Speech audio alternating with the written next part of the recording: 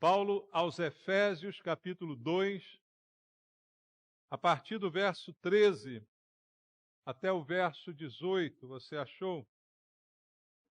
A palavra de Deus diz: mas agora em Cristo Jesus, vós que antes estáveis longe, fostes aproximados pelo sangue de Cristo, porque Ele é a nossa paz, o qual de ambos fez um, e tendo derribado a parede da separação que estava no meio, a inimizade, aboliu na sua carne a lei dos mandamentos na forma de ordenanças, para que dos dois criasse em si mesmo um novo homem, fazendo a paz, e reconciliasse ambos em um só corpo com Deus, por intermédio da cruz, destruindo por ela a inimizade.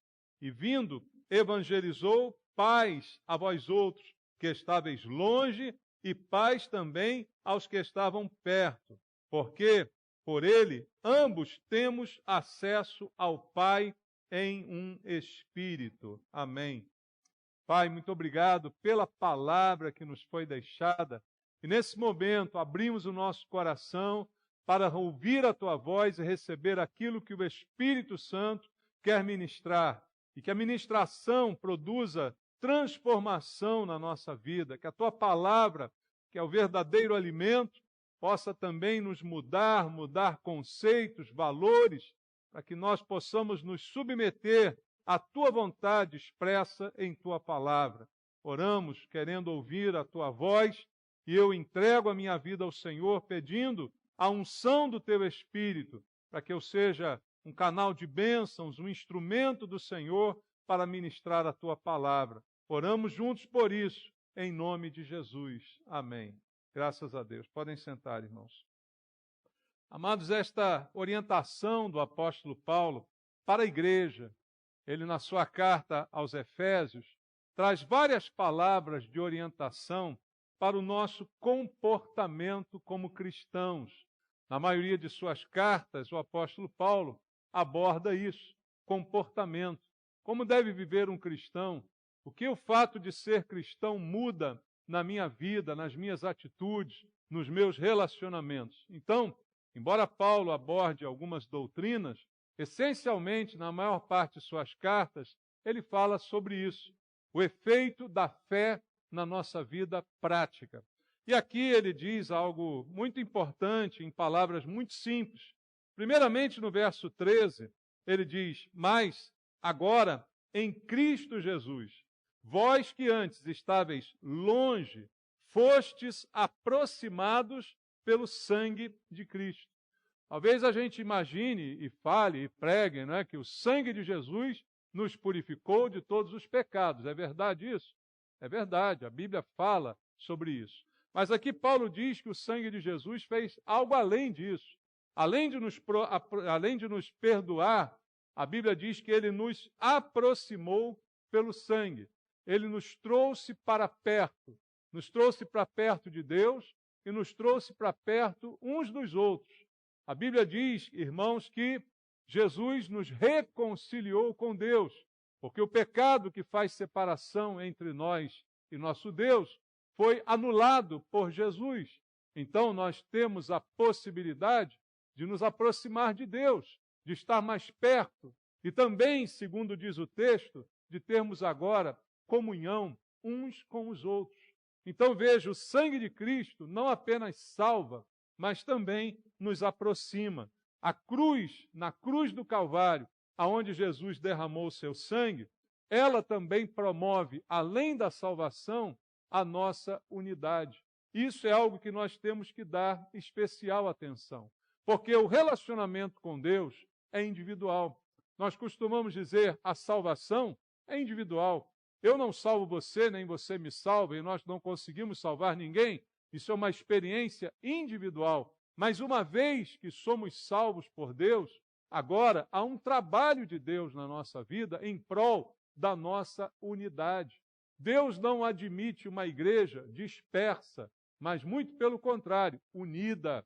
Ele nos salvou para nos unir. O seu sangue nos aproximou. A sua cruz é o símbolo da nossa unidade. E veja o que Paulo diz nesse texto que a gente acabou de ler, Efésios capítulo 2, vamos ler o versículo 12, o versículo anterior.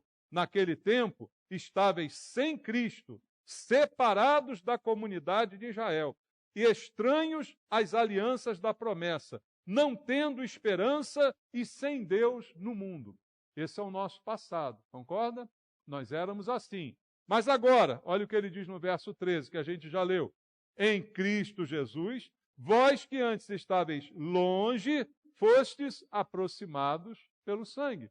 Então, houve uma aproximação, houve um retorno, houve um regresso ao caminho que nós deveríamos ter trilhado desde o início. Deus não criou o homem para condená-lo, mas ele quer salvar. E a salvação me faz pertencer ao corpo de Cristo, e nesse corpo eu tenho que estar em unidade com os meus irmãos. É essa a ideia apregoada no texto.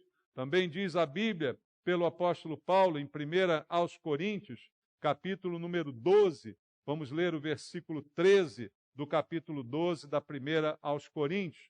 Paulo diz assim: pois em um só Espírito, com letra maiúscula, todos nós fomos batizados em um corpo, quer judeus, quer gregos, quer escravos, quer livres, e a todos nós foi dado beber de um só Espírito. Então, o que Paulo diz? Cada um de nós aqui chegou a Cristo com uma história. Há um passado comum. O passado comum está lá naquele verso 12 de Efésios 2 que a gente leu. Né? Aquela dispersão, longe de Deus, longe de tudo, né? Fora do plano. Esse é o passado comum. Mas cada um de nós tem uma história, cada um de nós tem uma origem, cada um de nós tem uma raça, uma condição financeira. E aí Paulo diz, quando a gente chega a Cristo, tudo isso é anulado. Não importa se eu agora sou grego, sou judeu, sou rico, sou pobre, tenho história, não tenho, tenho dinheiro. Não importa, nada mais disso tem valor. O que ele está aqui afirmando é que tudo isso acabou. Se eu sou escravo, se eu sou livre, porque todos nós agora temos o mesmo Espírito. Qual é o Espírito que nós temos, irmãos? O Espírito Santo. A Bíblia não diz que nós somos templo do Espírito Santo e que ele está em nós e que ele habita em nós. Isso é algo comum a todos nós. Não há diferenciação, embora possamos ter origens, raças, condições diferentes, todos temos o mesmo Espírito. Volta lá em Efésios 2, agora leia o versículo 19. Ele diz, assim já não sois estrangeiros e peregrinos, mas concidadãos dos santos, e sois da família de quem? Da família de Deus. Olha o contraste, não é? Agora eu tenho família, agora eu sou da família de Deus. Somos cidadãos da mesma terra, do mesmo país, independente de onde estejamos no globo terrestre, fazemos parte da mesma família, a família de Deus. E essa é a unidade que Deus deseja para a igreja. Esse é o pensamento de Deus para depois da minha salvação. Salvo, eu já fui, já estou, porque Cristo morreu pelos meus pecados. Mas agora eu sou igreja de Deus, agora eu sou família de Deus, agora eu faço parte do corpo. E essa unidade é aquilo que Deus deseja.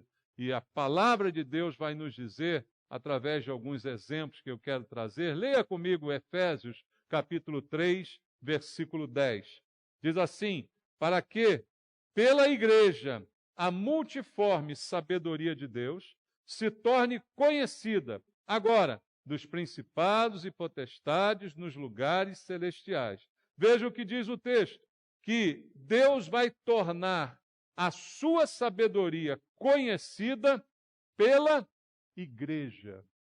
Através da igreja, nós fazemos a sabedoria de Deus ser conhecida até por principados e potestades. Veja a importância de nós sermos igreja. Você e eu somos igreja. Você sozinho não é igreja. Eu sozinho não sou igreja. Nós juntos somos igreja. E isso revela a sabedoria de Deus. Olha a importância de nós entendermos essa unidade e esse princípio. Efésios 3 ainda, versículo 17 ao 19. E assim habite Cristo no vosso coração pela fé, estando vós arraigados e alicerçados em amor, a fim de poderdes compreender com todos os santos qual é a largura e o comprimento e a altura e a profundidade, e conhecer o amor de Cristo, que excede todo entendimento, para que sejais tomados de toda a plenitude de Deus. Você percebe, lendo esse texto, que Paulo fala dessa bênção de conhecer, né, de ter um profundo relacionamento com Deus, mas ele coloca isso na dependência de fazermos isso juntos. Ele não traz essa promessa para mim ou para você, mas ele traz para nós como igreja. Veja, habite Cristo no vosso coração, estando vocês arraigados, alicerçados em amor, para poderem compreender com todos os santos. Ele não fala de um sozinho compreender, de um sozinho alcançar um nível melhor, de um sozinho ter um relacionamento. Ele fala de todos os santos. Quem são todos os santos? Somos nós, Igreja do Senhor. Então ele coloca que nós todos vamos crescer juntos para alcançar a largura, o comprimento, a altura, a profundidade, conhecer o amor de Cristo que excede todo o entendimento, para que sejais tomados de toda a plenitude de Deus. Tudo no plural, tudo indicando que isso é para a igreja, não para um ou outro, mas para todos nós em unidade. E isso é muito importante de ser entendido. Efésios agora capítulo 4, do versículo 1 ao 3. Paulo diz: rogo-vos, pois eu, o prisioneiro no Senhor, que andeis de modo digno da vocação, ou seja, do chamado a que fostes chamados, com toda a humildade e mansidão, com longanimidade, suportando-vos uns aos outros em amor, esforçando-vos diligentemente por preservar a unidade do Espírito no vínculo da paz. Olha como Paulo cuida dessa unidade.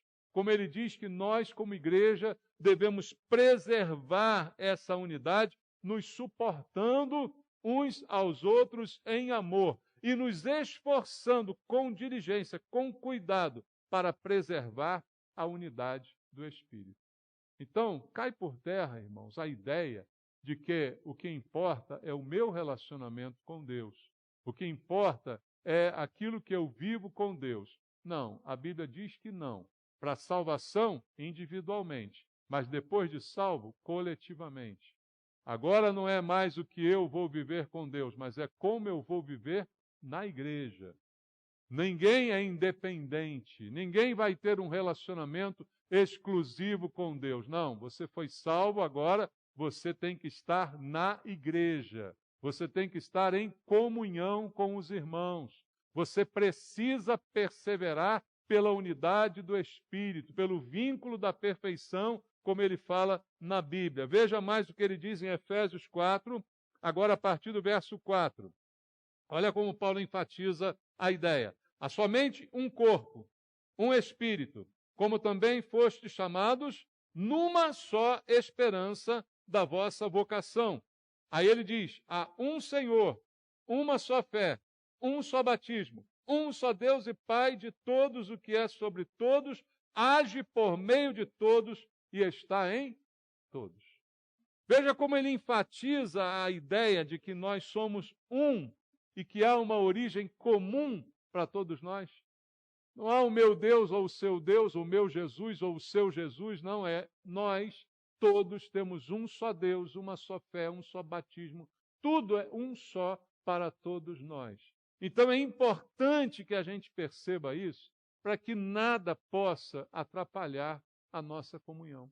É importante que a gente lute junto pela unidade do Espírito, como ele disse, com diligência, com esforço, é necessário um esforço. E ele começa aqui a identificar coisas que são únicas para todos nós. Há um só corpo, não é o que ele fala aqui? O que é o corpo? Onde está o corpo de Cristo? O corpo de Cristo é a igreja. E ele fala, há uma igreja só. Embora a gente possa ter nomes, né? Embora a gente possa ter denominações, mas há uma igreja só. A igreja de Jesus. Jesus vem buscar uma igreja. Qual é a igreja que Jesus vem buscar? A nova vida? Não, Jesus vem buscar a igreja de Jesus, da qual todos nós juntos fazemos parte. Mas o corpo é um só. Paulo diz em 1 aos Coríntios, capítulo 12, versículo número 27. Vamos ler 1 aos Coríntios 12, versículo número 27. Ora, vós sois corpo de Cristo e individualmente membros desse corpo. Veja como ele resume aqui a nossa condição. E aí Paulo diz lá naquele texto, um só Espírito. Qual é o único Espírito? É o Espírito Santo. É o único que está em todos nós, que habita em todos nós igualmente. Não habita mais em mim do que em você. Todos somos habitação igual do Espírito Santo. Há um só Espírito, uma só esperança, diz o apóstolo Paulo. Qual é a nossa esperança, irmãos? Qual é a nossa real esperança? A vida eterna em Cristo, concorda? Qual é a esperança do cristão? Ainda que morto, viverei. Não morrerei eternamente, porque estarei para sempre com o Senhor. Essa é a nossa esperança. Paulo fala em Romanos 8, vamos ler. Romanos capítulo número 8, versículo 23 e 24. Romanos 8, ele diz, e não somente ela, mas também nós, os que temos as primícias do Espírito, igualmente gememos em nosso íntimo, aguardando a adoção de filhos e a redenção do nosso corpo, porque na esperança fomos salvos. Essa é a única esperança real que todos nós temos e que é comum a todos, a única esperança que Paulo cita aqui em Efésios 4, conforme nós lemos. Ele fala de uma só vocação. O que é vocação? Vocação é chamado. Você quer descobrir qual é a sua vocação. Os jovens fazem testes vocacionais, para descobrir para que ele vai servir, aonde ele vai trabalhar, qual é a sua habilidade. Na verdade, a origem disso é o chamado. Você foi chamado para quê? Há uma só vocação para o cristão. Abra a Bíblia em 1 de João, capítulo 4. A primeira epístola do apóstolo João, no capítulo 4, no verso 8 e no verso 16. Olha o que ele fala. Capítulo 4 da 1 de João, versículo 8. Aquele que não ama, não conhece a Deus, pois Deus é amor. Simples assim? É simples, não é? Não ama, não conhece a Deus. Quem ama, conhece a Deus, porque Deus é amor, mas o que não ama, não conhece. Verso 16. E nós conhecemos e cremos no amor que Deus tem por nós. Deus é amor, e aquele que permanece no amor, permanece em Deus e Deus nele. Eu posso dizer por esses versículos que a vocação comum a todo cristão é amar. Porque cada um foi chamado de uma maneira, cada um tem uma habilidade, cada um recebeu um talento, Isso é múltiplo, isso é diverso, nós não somos iguais nisso. Mas quando Paulo fala de uma só vocação, um só chamado, o que nos salvou foi o amor de Deus. Foi ou não? Deus amou ao mundo de tal maneira que deu seu Filho unigênito para que todo aquele que nele crê não pereça e tenha vida eterna. Então o amor nos alcançou. No amor fomos salvos. O amor de Cristo nos constrange. E qual é a nossa chamada? Nós fomos chamados para amar também. O amor que nos salvou é o amor que agora nós temos que exercer. Nós temos que viver nele. E como disse João, se alguém não ama, não é de Deus. Por quê? Porque Deus é amor. Então a vocação comum, eu creio, ser essa do amor. Uma só fé, diz o apóstolo Paulo. Uma só fé em quê? Uma só fé em Deus. E qual é a origem dessa fé? Leia comigo Romanos, capítulo 10, na carta de Paulo aos Romanos, capítulo 10, versículo 8 e versículo 17, versos bem conhecidos. Diz assim, capítulo 10, versículo 8.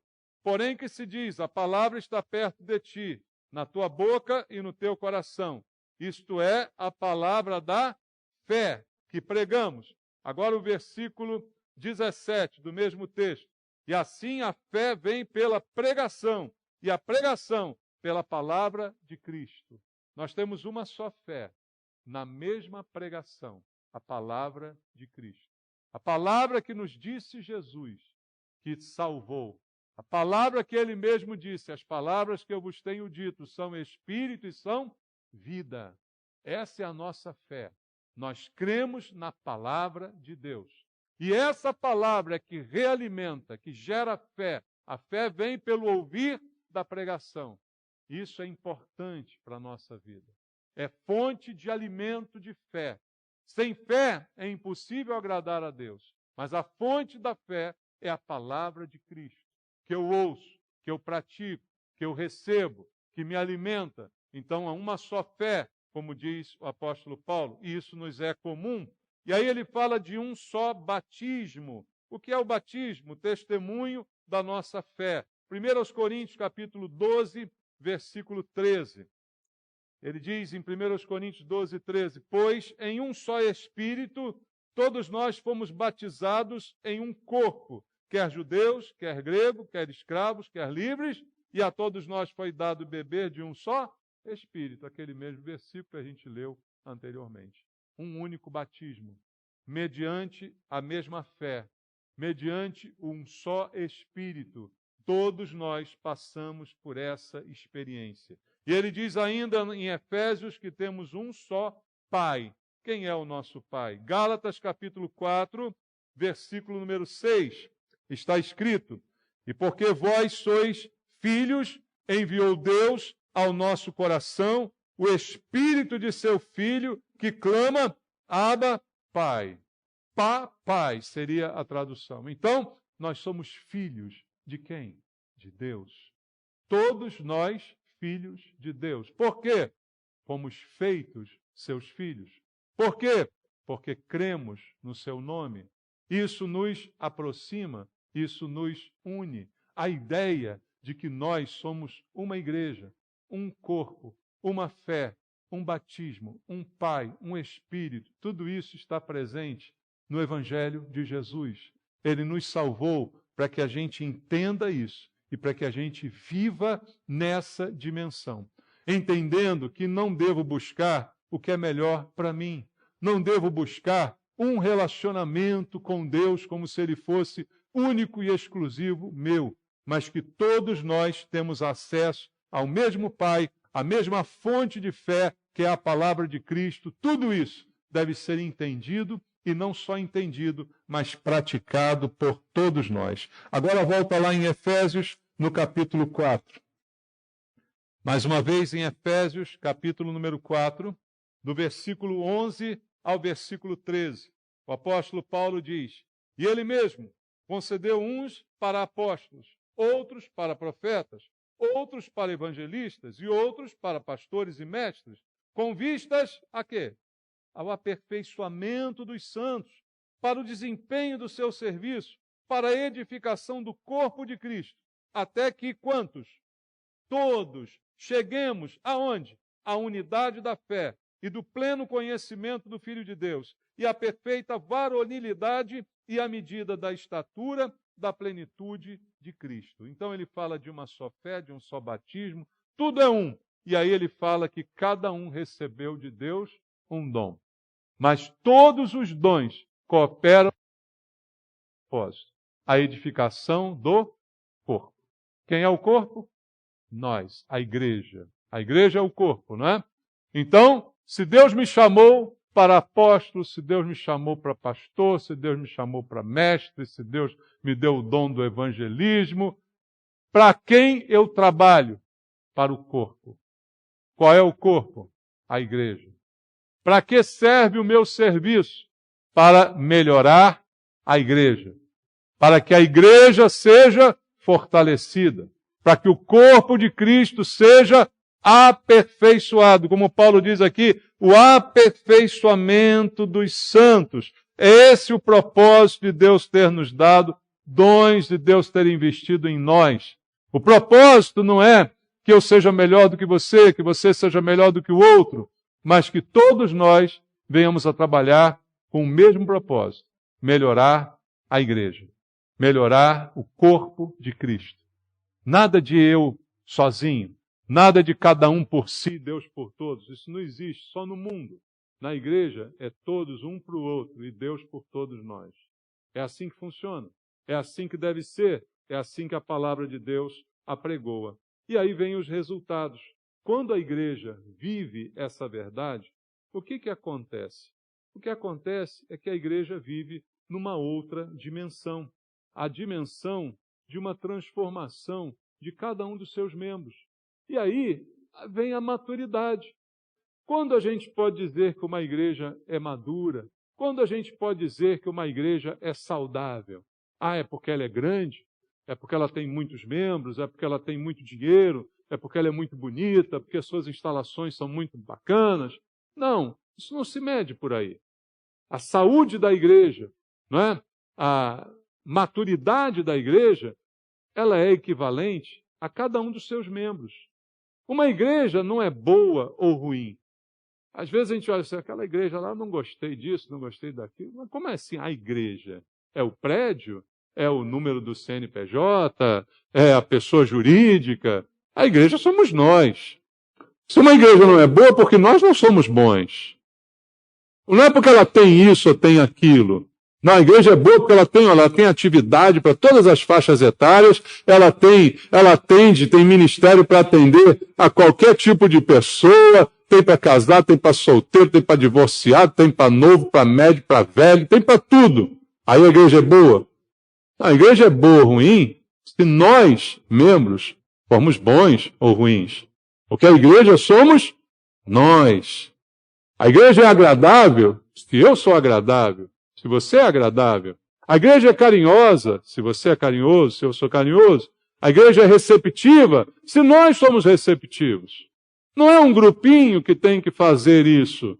Somos todos nós que temos que ser e ter tudo em comum. E aí, quando a igreja experimenta essa unidade, aí acontece o que Paulo vai dizer aqui. Voltando lá a Efésios capítulo 4, depois de tudo que ele falou, do 11 ao 13 que nós lemos, dos dons que Deus concedeu após.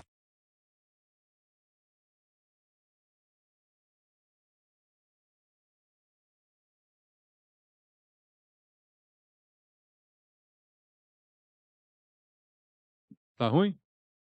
Tá saindo na gravação isso aqui? Confere aí. Visando o aperfeiçoamento dos santos, né, depois de tudo isso que Deus fez, a partir do verso 11 até o 13, olha o que Paulo fala no versículo 14. Para que não mais sejamos, como que, irmãos? Como meninos.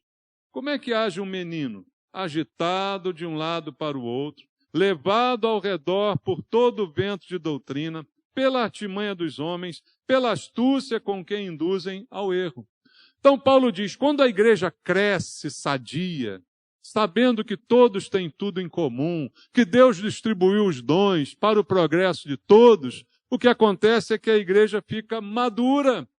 Não somos mais meninos. Acaba a meninice, a criancice no meio da igreja. E essa criancice se evidencia pela nossa agitação, pela nossa falta de sossego. Como é que é isso? Eu não consigo ficar numa igreja, eu tenho que ficar pulando de uma em uma. Eu não consigo ouvir só um pastor, eu não aguento mais pastor Maurício, pastor Paulo, pastor Manuel, são 3, mas olha, para mim tem que ser 200. Eu tenho que ouvir um monte. Aí vai para a internet, escuta tudo que é pregação, de tudo que estão falando, né? Porque a pessoa quer variedade. Isso é um sinal da meninice. É um sinal que você está fadado a ser enganado por artimanha de homens que induzem ao erro, pela sua astúcia. Então, a maturidade faz com que eu entenda quem eu sou. Faz com que eu entenda a igreja, o meu papel nela. Faz com que eu não fique querendo receber, mas faz com que eu queira dar. Com que eu seja um colaborador que trabalha junto, colaborar, trabalhar junto. Então eu desejo dar e não receber. Aí eu paro de criticar a igreja. Eu paro dizer, a igreja não tem isso, a igreja não tem aquilo. Quando você vê alguma coisa que a igreja não tem, sabe o que você faz? Faz.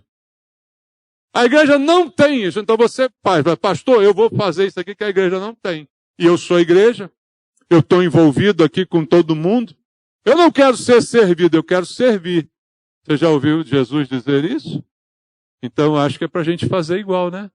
E não ficar reclamando do que não tem, do que falta, do que é assim, é assado.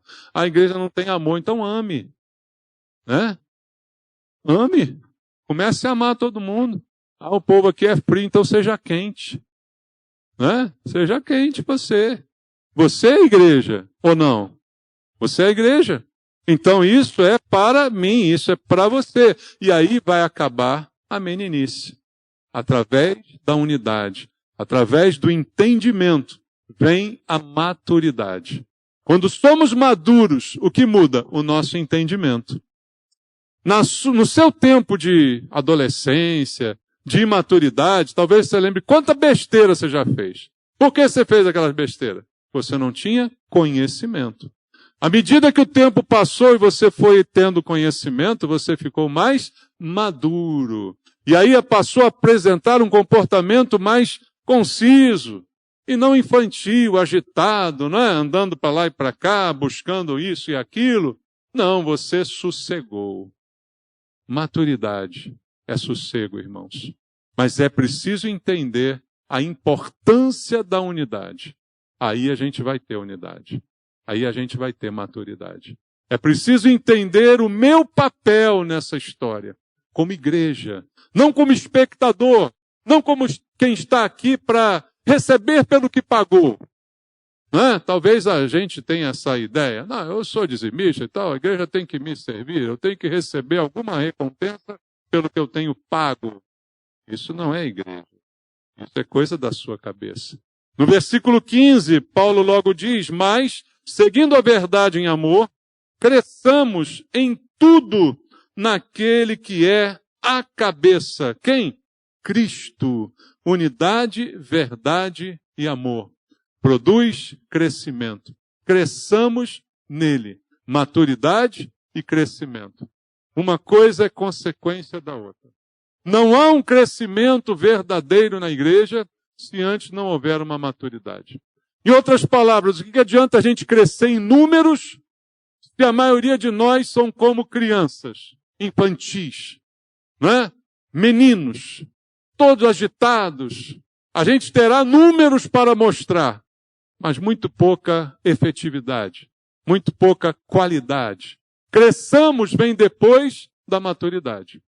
Primeiro amadureço, para depois experimentar o crescimento, é o que Paulo propõe.